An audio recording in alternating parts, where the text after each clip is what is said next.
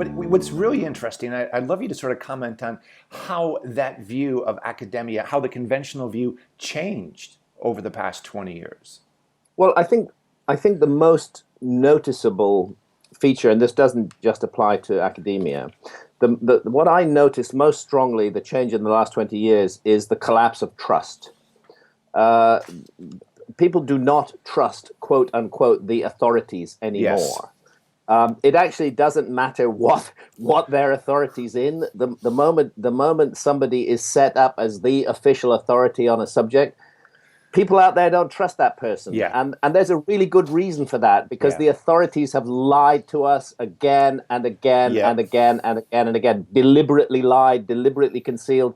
The association of authority with truth is no longer there. Authority is associated in the public mind with lies, and that's because the authorities deserve that, because the buggers have lied all the time and continue to lie. And if they're not lying, they dissemble and they spin and they alter things. It's all about managing and manipulating public opinion in a democracy. I mean, we're told that we live in this fantastic democracy, but actually the ability to have, to hold, and to press home a free opinion is not that great in a democracy, because what the political process in democracies is all about is conning the electorate. It's persuading the electorate to go for a particular point of view, and that may be done by pressing all kinds of emotional and ideological buttons rather than simple logic and reason. So we live in an environment which is riddled with lies, and it's quite natural as a result of that an intelligent, discerning public should cease to trust the authorities. So I would say in 1995,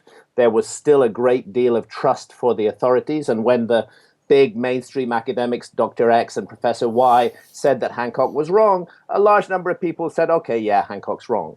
That is not the mood in the air today. But there's a large amount of hypocrisy, or perhaps the greatest compliment you can be given is the fact that magazines like New Science magazine are now changing their tune. People who criticized you 20 years ago are now on the bandwagon that ancient civilization goes back far further than we had originally thought. So I mean, Yeah, it's a curious situation. I mean, the emperor really does wear no clothes. This is the thing. It just takes a while for us all to get it, yeah, exactly. that's the case. I mean, that what has happened is in the last 20 years, as well as a profound change of public mood, Yeah.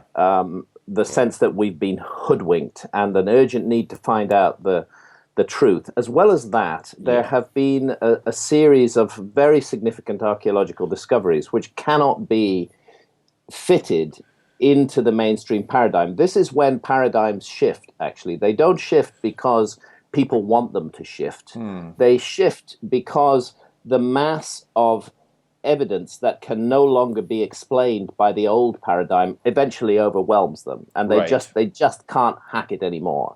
And so obviously, Göbekli Tepe in Turkey is an example of this process, a site that firmly dates back beyond 11,600 years ago, that is at least 6,000 years older than any other known megalithic site, that is highly advanced, that is associated with a stunning innovation in agriculture at that exact same moment in Anatolia. We cannot simply explain this as a gradual linear evolution from hunter-gatherer into settled agriculturalist. There's something missing, because here we have people who have totally got it with megalithic architecture. They really understand it. This isn't like the work of a beginner. This is polished work that we're seeing at Göbekli Tepe. There's a tradition behind this. It can't just have sprung up out of the blue like some smart hunter-gatherer thought, okay, I'll make a 50-ton megalith this morning. No,